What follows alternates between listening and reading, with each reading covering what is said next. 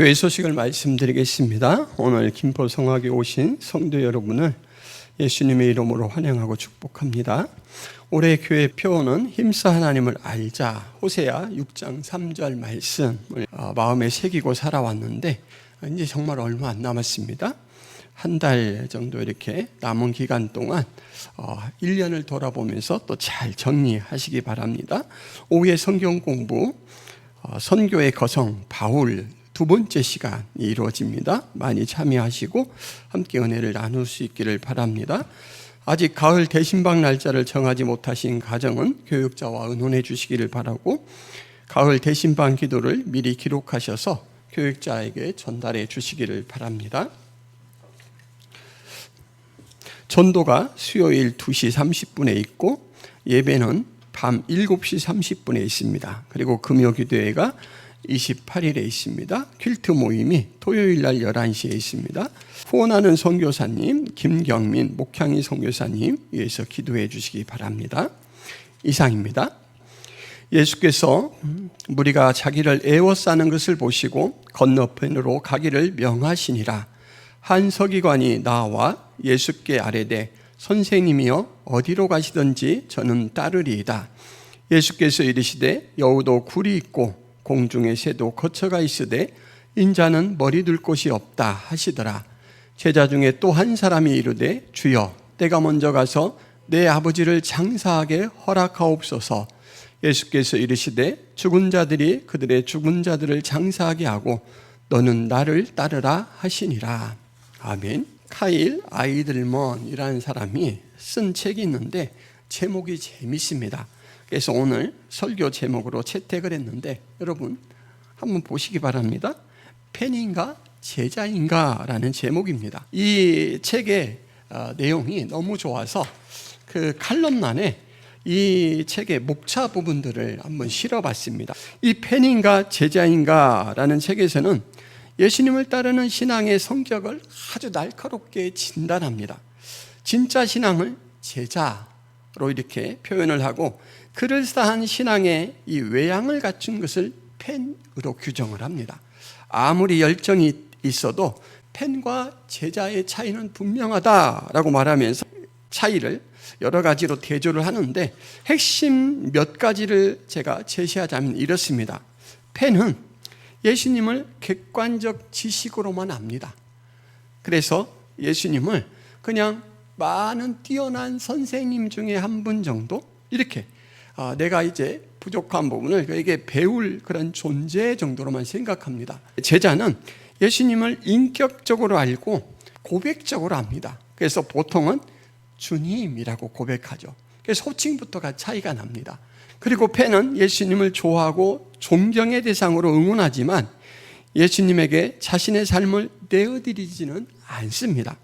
제자는 기꺼이 자신의 삶 전체를 내어드립니다. 팬은 예수님을 통해 무엇인가를 얻으려고 합니다. 그러니까 예수님이 주가 아니고 예수님은 수단입니다. 그래서 예수님을 통해서 안정을 얻든지, 예수님을 통해서 안전을 얻든지, 예수님을 통해서 풍요를 얻으려고, 예수님을 통해서 위로를 얻으려고 다른 목적을 가집니다. 그런데 제자는 예수님 자체에 만족하고 그에게 조건 없이 순종하는 대상이 됩니다. 내가 변하죠. 오늘 본문에서 예수님이 만나는 여러 인물들이 있습니다. 오늘 말씀에서는 세 인물군이 나오는데 똑같은 이 내용을 다루는 누가복음에서는 한 인물이 더 추가가 됩니다. 그래서 오늘 설교에서는 누가복음 말씀까지 해서 4가지 유형의 인물을 살펴보려고 하는데 이 책이 제시하는 기준으로 비추어 보면 이 4가지 인물 유형이 어떤 사람인가 이것을 아주 분명하고 똑똑하게 살펴볼 수가 있습니다. 아주 여실히 드러나는데 그 인물들을 살펴보느라면 이제 나는 그럼 어떤 사람인가 이게 자연적으로 연결이 되죠. 이 인물 4가지 유형들은 어떤 사람인가 라는 것을 생각해 보시면서 이어서 나는 그럼 어떤 존재인가 살펴보시기를 바랍니다. 본문에 등장하는 첫 번째 인물 유형은 예수님을 애워싸는 무리들입니다. 복수예요.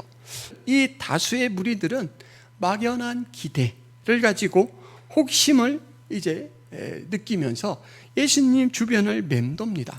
오늘은 어떤 일이 있을까? 지난번에는 안전뱅이를 고치셨는데 오늘은 또 어떤 병자를 고칠까?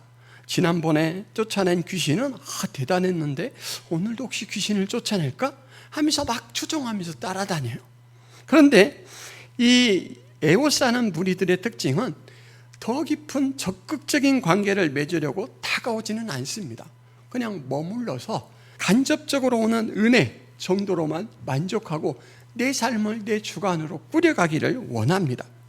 예수님에게 이들은 부담스러운 관심자들입니다. 그래서 예수님은 이들의 이 불편하고 부담스러운 관심에서 벗어나기 위해서 핵심 제자들에게 건너편으로 이동할 것을 지시하십니다. 18절 말씀, 예수께서 무리가 자기를 애워싸는 것을 보시고 건너편으로 가기를 명하시니라. 그리고 이제 두 번째 유형은 서기관이라고 불리는 사람입니다. 이 사람은 율법학자입니다. 율법을 잘 알고 때로는 율법 교사의 역할을 하는 그런 사람인데, 그는 아주 야무지고 다부지게 예수님께 자신의 결단을 적극적으로 표현합니다. 선생님, 나는 선생님이 가는 곳이면 어디든지 따라가겠습니다. 개역개정 말씀이 좀 딱딱해서 표준 세번역에 나오는 말씀으로 읽어드렸습니다. 얼마나 예수님 앞에 나름 자부심을 가지고 저는 이제 결정 끝났습니다, 어디든지, 이 말은 어떤 삶이든지 쫓아가겠다, 그 결단 아닙니까? 무엇 때문에 따르는지에 대해서는 구체적으로 밝혀지지 않았지만 예수님의 대답 속에 그것을 짐작할 수 있는 힌트가 있습니다. 예수님이 뭐라고 대답해 주십니까? 여우도 굴이 있고 하늘을 나는 새도 보금자리가 있으나 인자는 머리 둘 곳이 없다 말씀합니다. 여러분, 여우와 새는 들짐승 중에 하나, 그리고 날짐승을 총칭하는 그 대표적인 명칭으로 부른 것입니다. 대유법이라고 하죠. 그러니까 들짐승과 날짐승 모두 다 자기만의 안식처가 따로 있다. 은밀한 자기 영역들을 다 가지고 있다. 그런데 자신은 세상 어디에도 머리들 곳이 없다, 이렇게 말합니다. 여러분, 머리들 곳이란 말은 가장 은밀하고 비밀스러운 개인 공간을 이야기하죠. 위험으로부터 안전한 곳, 일상의 피로와 고단함을 내려놓고 충전이 가능한 곳, 만약에 짐승이라면 몰래 숨어서 새끼를 낳고 기를 수 있는 곳, 이런 것들로 비유를 할 수 있습니다. 그러니까 예수님은 가장 기본적이며 사적인 안식조차도 누릴 수 없는 처지다라는 점을 밝힙니다. 저는 어디든지 따라가겠습니다 라고 하는데 예수님은 나는 안식할 수 있는 순간이 조금도 없어. 내가 개인적으로 머물 수 있는 공간이 조금도 없어. 이렇게 대답해요. 그 이야기를 하는 것을 이제 가지고 이 서기관의 기대를 짐작해 보자면 예수님을 통해서 뭔가를 얻고 싶은 거예요. 이 사람이 지금 알고 있는 예수님의 모습은 어떻습니까? 그냥 어떤 병자든 대수롭지 않게 치료를 합니다. 낫고자 원하느냐? 낫기를 원한다. 일어서라, 걸어라. 이렇게 하면 막 안전뱅이가 걸어요. 평생 눈을 못 떠서 세상의 빛을 못 본 사람이 찾아왔는데 예수님께서 이렇게 침을 뱉어서 진흙을 이겨서 눈에 딱 이렇게 발라주시고, 눈 떠봐라, 무엇이 보이느냐? 했더니 막 봐요. 그러니까 주변 사람들이 와, 대단하다. 세상 사람들에 비해서 너무너무 특별한 능력을 가지고 있습니다. 그러니까 이분은 성공할 가능성이 아주 높고, 그리고 이제 영광을 얻을 그런 확률도 크죠. 그래서 일찌감치, 그래, 나는 결정했어. 나는 저분의 그늘에 살 거야. 지금 이러고 온 거예요. 이 사람의 말 속에서는 드러나지 않지만 예수님의 그 통찰력으로 그것을 꿰뚫어 보신 것입니다. 그래서 뭐라고 이야기하냐면, 나는 네가 기대하는 거 주는 존재가 아니야. 오히려 극정반대야. 한시도 나에게서는 안심할 수 없는 삶을 꾸려가게 될 거야. 안정은 그냥 매일 불안한 삶을 살 수밖에 없어. 여러분 왜 그렇죠? 예수님이기 때문에. 죄가 지배하는 세상에서 예수님은 죄를 지적합니다. 죄를 대적해요. 그러니까 이 죄의 논리로 세웠던 성공이라는 것, 영광이라는 것을 추구하는 사람들 눈에는 반대자예요. 예수님의 지적이 너무너무 싫어요. 예수님이 말씀만 하면 나는 쓰레기 같은 거예요. 그리고 잘못 살아가는 것 같아요. 그러니까 예수님을 공격할 수밖에 없죠. 예수님을 공격하는 사람들이 예수님의 제자를 공격하지 않겠습니까? 예수님이 진리다라고 선포하니까 제자들을 공격하겠죠. 그래서 예수님은 있는 제자의 삶 현실 그대로를 제시해요. 네가 생각하는 현실은 그게 아니야. 이렇게 제시를 합니다. 그래서 나를 통하여 안락한 삶이나 안정적인 삶을 누릴 생각으로 제자 되기를 자청하지 말라. 그건 오판이다. 기대와는 정반대되는 삶을 살게 될 것이다 라고 일침을 가합니다. 세 번째로 예수님이 만난 사람은 성경은 그에 대해서 또 다른 제자라고 칭합니다. 이 사람은 어느 정도 제자의 길의 본질을 알고 있는데 회피하려는 사람인 것 같습니다. 뭐라고 예수님께 요청을 하냐면, 주님, 내가 먼저 가서 아버지의 장례를 치르게 허락하여 주십시오. 이렇게 말합니다. 되게 공손해요. 그리고 여러분, 이 말을 들으면, 그래, 넌 참 사람이 됐구나. 자식된 누리는 타고 와야지. 이제 이렇게 예수님이 대답할 만하다라고 생각할 수 있을 거예요. 근데 여러분, 여기서 아버지의 장례를 치르다 말은 중의적으로 쓰입니다. 정말 아버지가 죽었어요. 그리고 이제 장례 절차를 진행하도록 시간의 말미를 달라라는 요청일 수 있습니다. 그리고 두 번째, 이것이 훨씬 본문의 의미에는 가까운데, 아버지가 죽어 장례를 치르기까지 봉양을 할 수 있도록 전적으로 제자로 헌신하는 삶은 좀 미루겠습니다 라는 말입니다. 세상의 할도리를 다 하고 나서 전적으로 제자의 삶을 헌신하겠다라고 요청하는 이 사람, 어떤 사람이냐면, 하기는 정말 꼭 할 건데요, 그것이 지금은 아닙니다. 우선 당장 급하게 해결할 일들이 있으니 그 용무들을 먼저 다 바치고 전폭적으로 따르겠습니다. 그때는 분명하게 누구보다 열심을 내겠습니다. 이렇게 하는 거예요. 그러니까 먼 약속을 통해서 이 부담스러운 삶, 헌신의 삶을 회피하는 것입니다. 예수님은 제자의 삶에 대한 헌신을 가볍게 생각하는 그에게 단호하게 말씀하십니다. 너는 나를 따라오너라. 죽은 사람들의 장례는 죽은 사람들이 치르게 하라. 근데 누가복음에서는 이 마태복음 형식으로 문장을 종결하지 않고 너는 가서 하나님의 나라를 전파하라 라고 끝냅니다. 그러니까 죽은 사람을 장례하게 하고, 이때 이제 죽은 사람이 어떻게 장례를 합니까? 그것은 영적으로 죽은 사람을 말합니다. 예수님의 생명을 공급하지 못하고 아직도 세상 것이 전부라고 여기는 사람들이 그 일들을 처리하도록 두라. 너는 새로운 세상을 알지 않았느냐? 새로운 생명을 살지 않느냐? 그 생명에 반응하라 라고 말씀하시죠. 그래서 이 누가복음에서는 그 사실을 더 분명히 밝히는 의미에서 너는 가서 하나님의 나라를 전파하라 이렇게 말합니다. 하나님 나라를 다른 사람에게 소개해도 될 만큼 너는 충분한 지식을 가지고 있다라고 인정을 받는 거예요. 예수님은 그렇게 인정해 주는 거예요. 그런데 그런 자격이 있고 그런 준비가 된 사람이 지금은 아닌데요, 조금만 참아주세요, 이렇게 임의로 자기가 선을 긋는 거예요. 본격적인 제자의 삶을 회피하고 미루는 유형입니다. 세상에 이런 사람이 많아서 그런지 누가복음이 아까 말씀드린 대로 또 다른 비슷한 유형의 사람이 한 사람 더 등장합니다. 그도 예수님께 정중히 부탁을 합니다. 주님, 내가 주님을 따라가겠습니다. 그러나 먼저 집안 식구들에게 작별 인사를 하게 해주십시오. 먼저라는 말이 참 중요해요. 지금 당장 따라가지 않고 먼저 제 주변을 살피고 정리할 것을 좀 꼼꼼하게 정리한 다음에 따라가겠습니다. 이렇게 고상하게 요청을 해오니까 예수님도 고상하게 문학적 표현을 써서 반응을 해주십니다.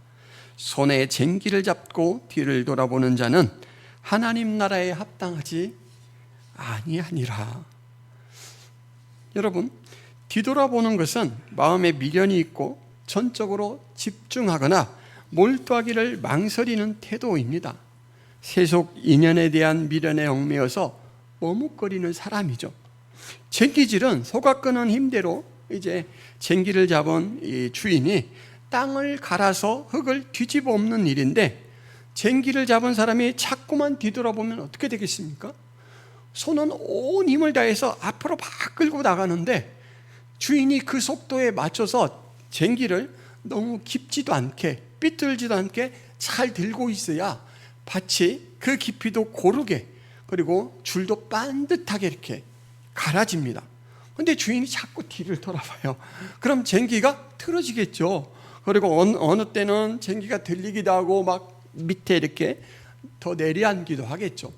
그래서 이 망설이면서 쟁기질을 하는 사람이 갈은 이 밭이나 논은 분명하게 표시가 납니다. 삐뚤빼뚤 엉망진창이죠. 예수님께서 이 말씀을 하실 때 이렇게 이야기하는 거예요. 야, 세상 가운데 한쪽 발을 걸치고 다른 쪽 발을 나를 따르는 제자의 삶에 걸친다면 제대로 되겠냐? 그게 제대로 수행되겠냐? 엉망진창이지 않겠느냐? 진척은 안 되고 손은 고단해서 2배로 힘을 들어 할 것이고 고랑은 삐뚤빼뚤, 농작물을 심어도 제대로 뿌리를 내리기 어렵지 않겠느냐? 다 망쳐버리는 일이다. 이곳을 택하기로 했다면 이제는 과감하게 세상과의 연을 끊고 이곳에 집중해라. 벌써부터 마음이 갈라진다면 실패가 뻔히 보이는 사람입니다. 이렇게 본문에 등장하는 4가지 유형의 인물들은 다 펜의 영역에 머물러 있습니다. 제자의 삶으로 넘어오지 못하고 있어요. 그러니까 참된 제자의 삶이 어떤 것인가라는 것을 이제 우리가 알아보려면 그 부족한 부분들을 연결해서 생각해 보면 됩니다. 객관적으로 아는 것으로 멈추지 않고 인격적으로, 그리고 성경의 이 신앙, 성령의 이 시각으로 예수님을 바라보는 것이죠. 그렇게 정확한 이해가 바탕이 된 가운데 결단을 내리고 예수님을 쫓아야 된다라는 것이죠. 그래야 중간에 돌아가지 않습니다. 그리고 무엇보다 제자의 삶은 우선순위로 생각을 해야 됩니다. 아버지가 돌아가실 때까지 기다려 주십시오. 안 된다라는 거예요. 여러분, 어찌합니까? 아버지보다 먼저 자기가 죽을지. 그럼 자기는 이제 제자의 헌신의 삶을 시작도 해보지 못하고 끝나는 거예요. 세속적인 도리와 제자의 충성을 같은 무게로 생각하지 않고 조건 없는 충성으로 은혜에 반응하는 사람이 제자다라는 것이죠. 그러니까 참된 제자가 갖추어야 될 요건이 이 팬인가 제자인가라는 기준으로 이제 그 프리즘으로 살펴봤더니 너무너무 명확하게 딱 드러납니다. 본문에 등장하는 4가지 유형의 팬들은 오늘날로 말하자면 덕후라고 합니다. 어느 한 곳에 온 마음을 이렇게 주고 몰두하는 사람들인데, 이 덕후로 고정된 캐릭터가 절대 아닙니다.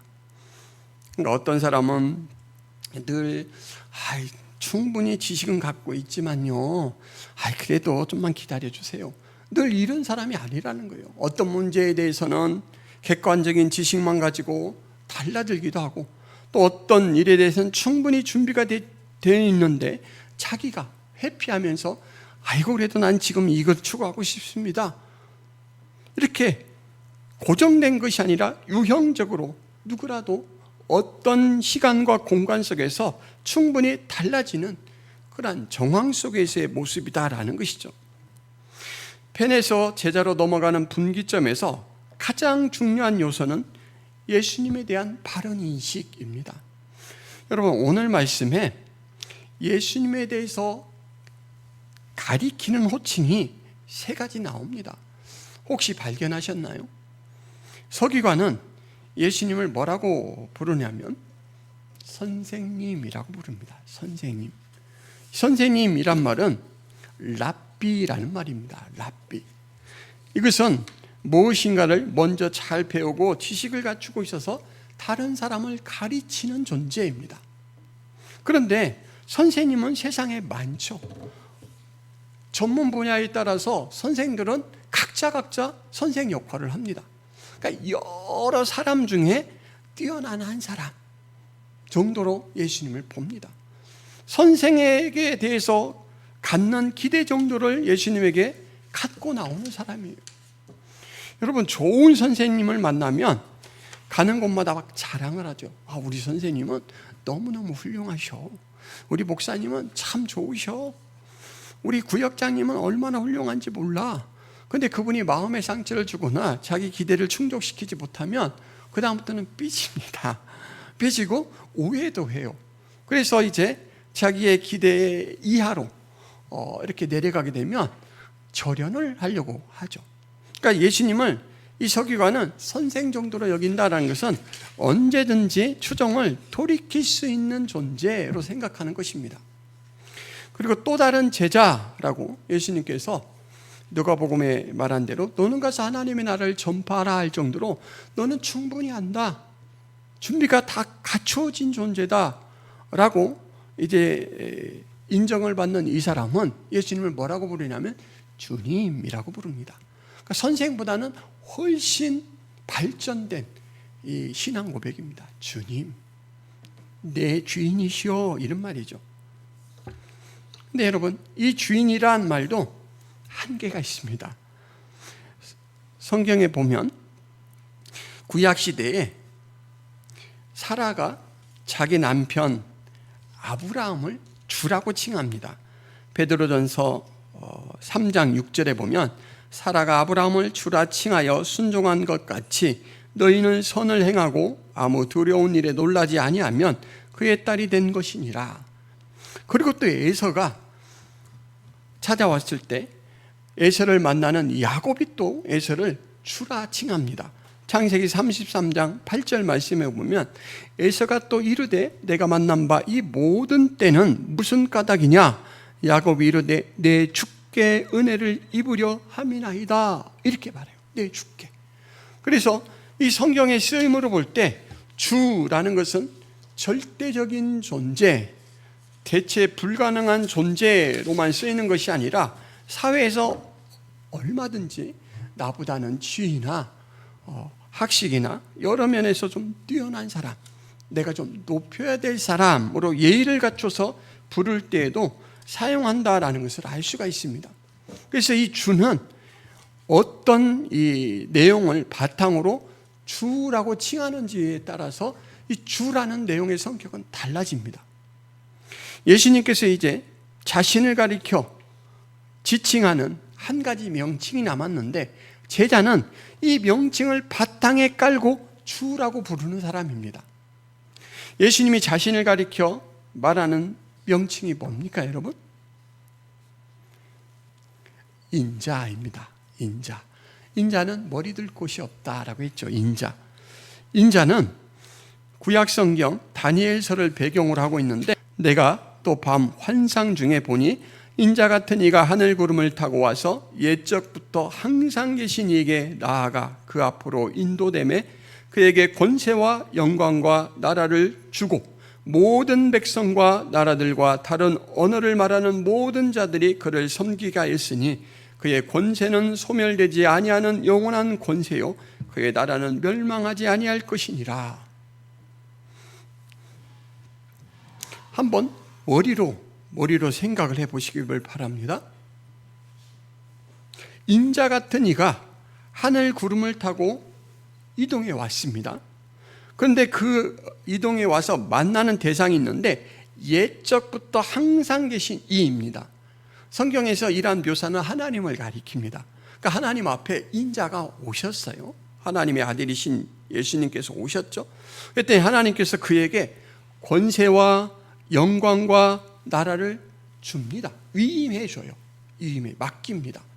그리고 이제 세상 가운데 모든 백성들과 나라들과 다른 언어를 사용하는 모든 자들, 그러니까 온 세상 모든 존재들을 다스리는 그 권세를 줬고, 그 권세는 영원히 소멸되지 않는 권세다 라고 이렇게 성경이 묘사를 합니다.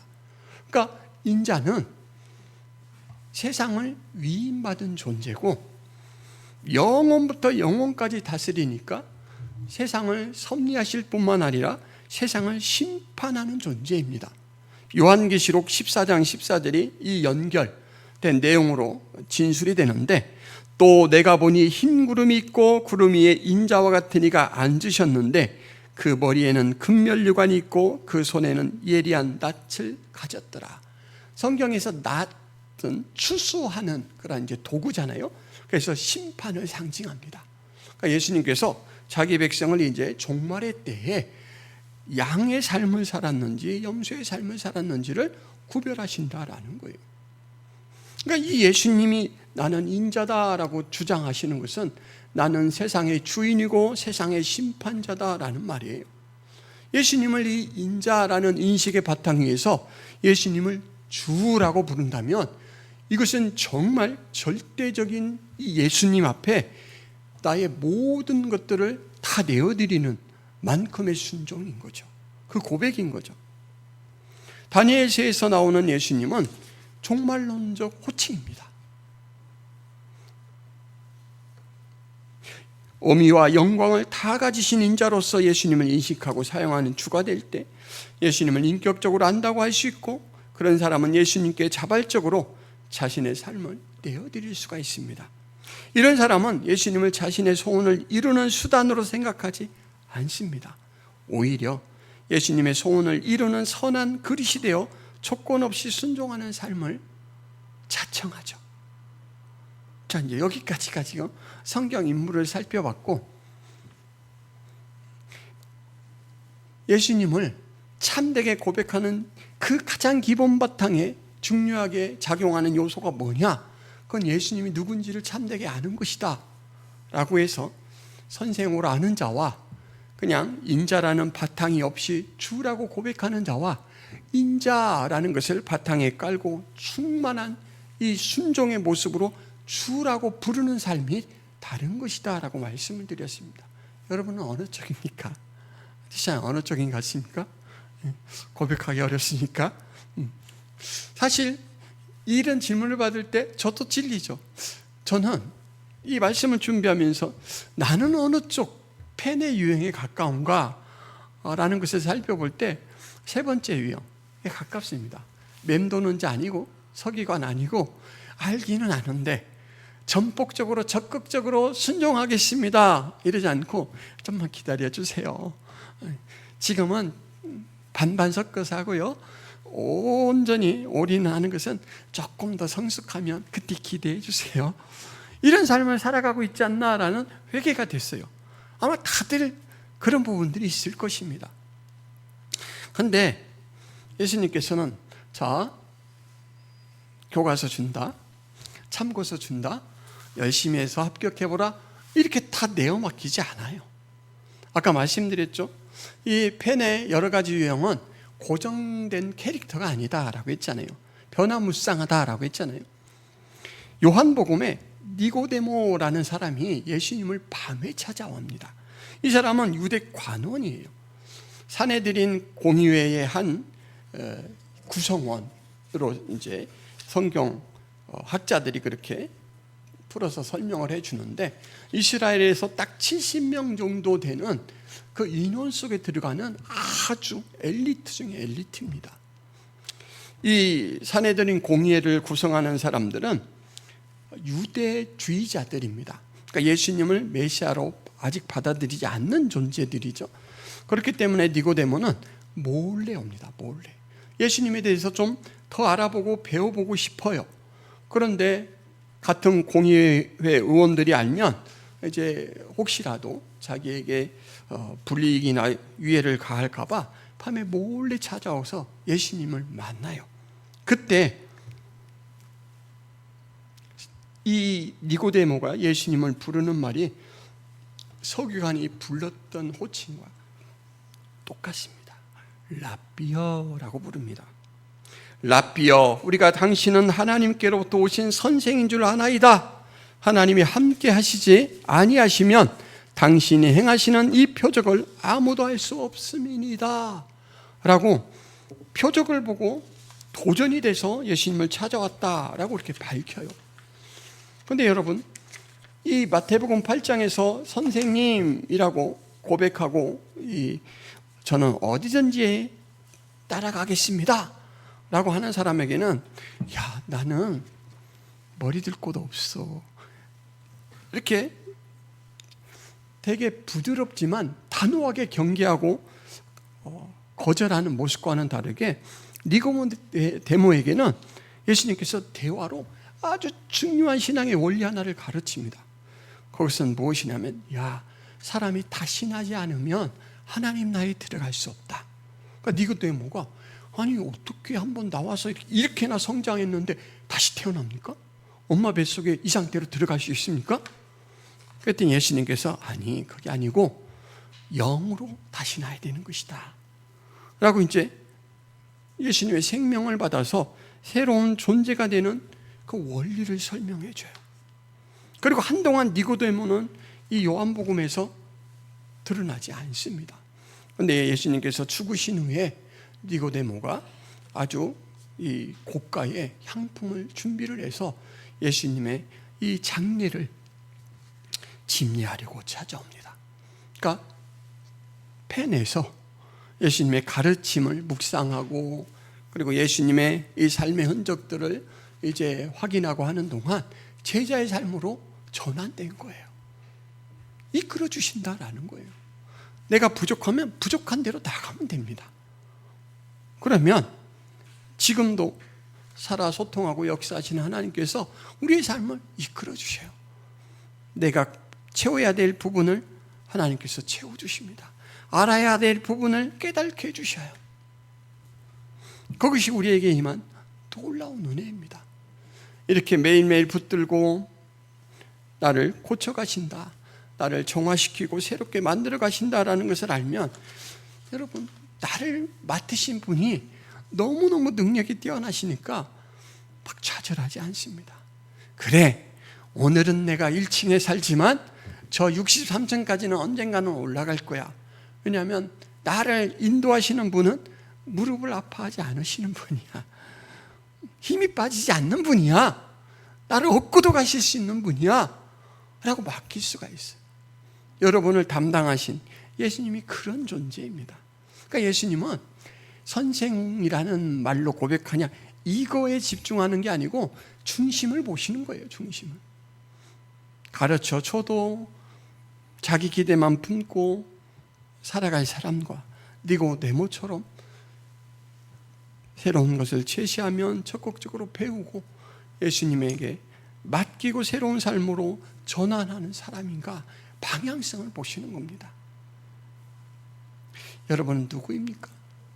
자신이 누구인지를 아는 것이 참 중요합니다.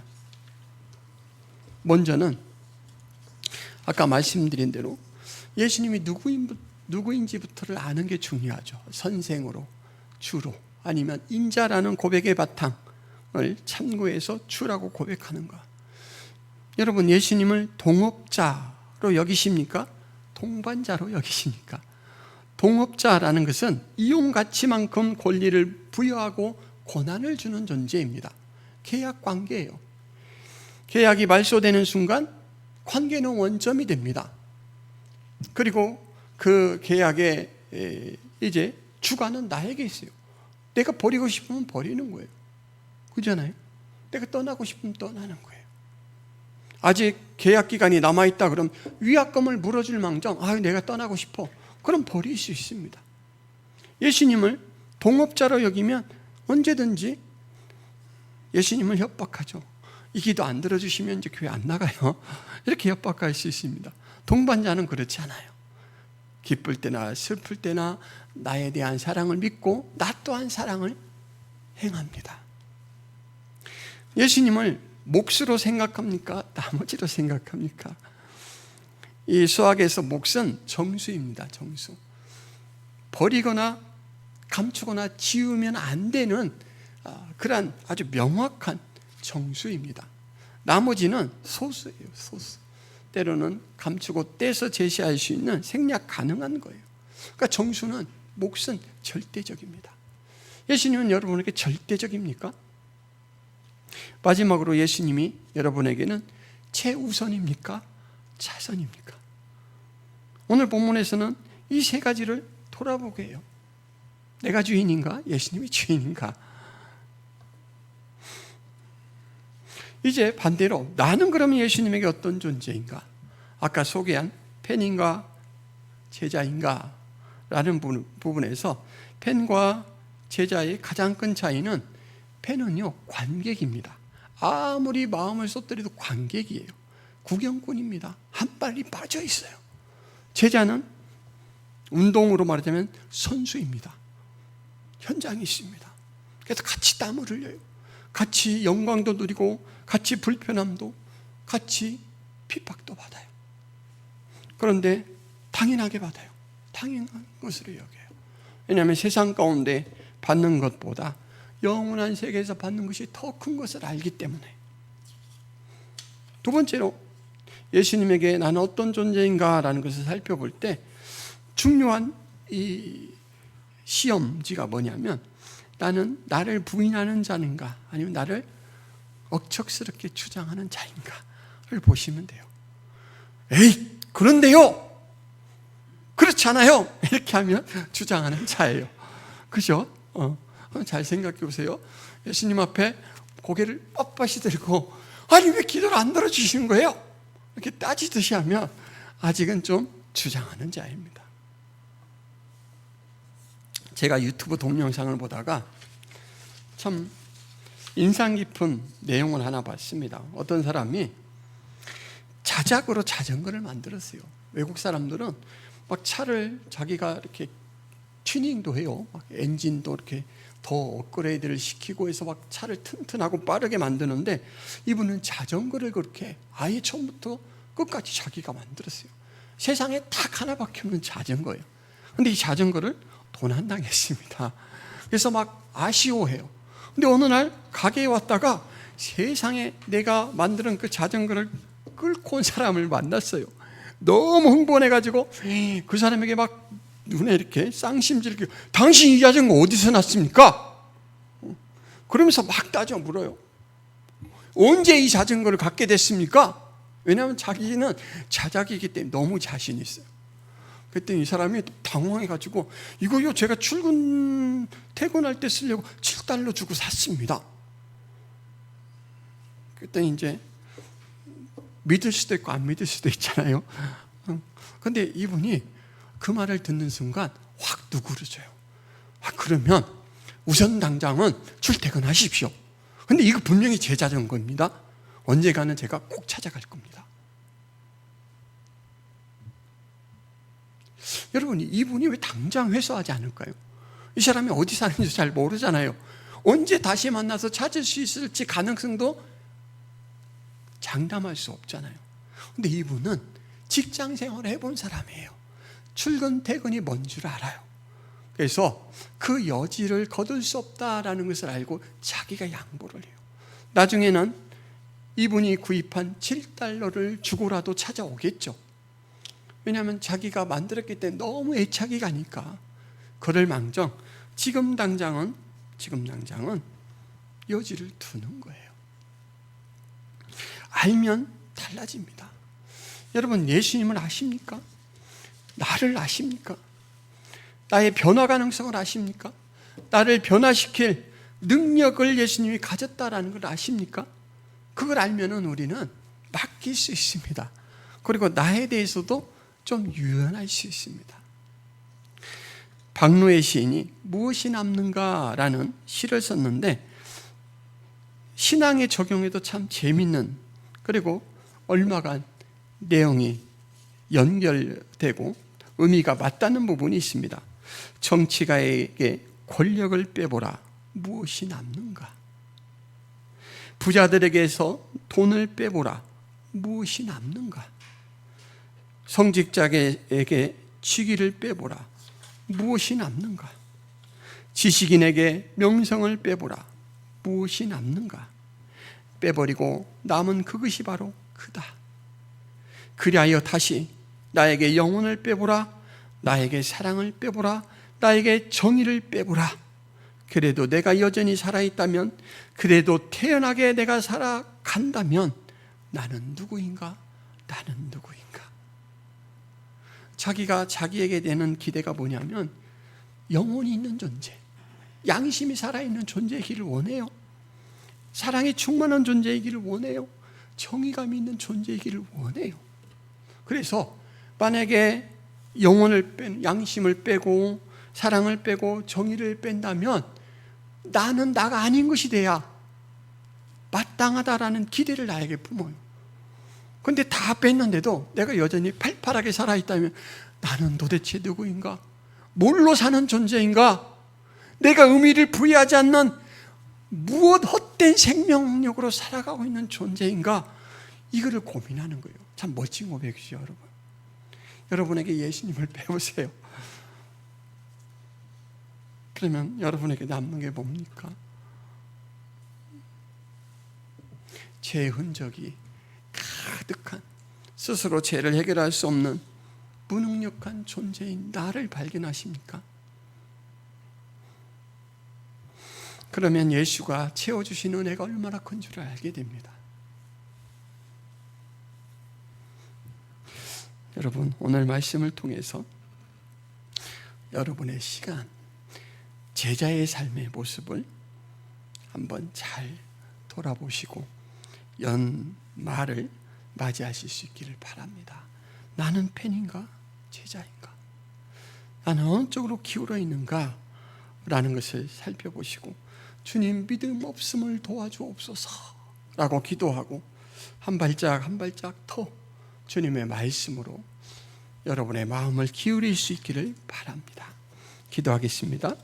하나님 아버지, 오늘 예수님이 만난 4가지 인물 유형들을 살펴보았습니다. 열심은 충만하지만, 외양은 거창하지만 예수님이 인정할 수 없는 북대기 같은 그러한 믿음인지, 아니면 단단한 사랑 고백인지, 하나님, 저희들이 오늘 이 말씀을 통해서 돌아보고 저희들의 믿음에 적용해 봅니다. 저는 팬으로 그치고 있습니까? 제자의 조건 없는 헌신과 충성을 다하는 삶을 살고 있습니까? 팬의 모습을 버리고 제자의 삶으로 전환할 수 있도록 주께서 니고데모를 가르치신 것처럼 저를 가르쳐 주옵소서. 김포 성화교회의 모든 성도들을 주께서 이끌어 주옵소서. 예수 그리스도의 이름으로 기도드리옵나이다. 아멘. 이제는 예수 그리스도의 은혜와 하나님 아버지의 크신 사랑과 성령 하나님의 감화 교통의 역사가, 하나님, 제자의 삶을 살기를 원합니다. 제자로 저희를 이끌어 주옵소서. 양육해 주옵소서. 고백하는 하나님의 모든 백성들 머리 위에, 교회 위에, 가정 위에 영원토록 함께 있을지어다. 아멘.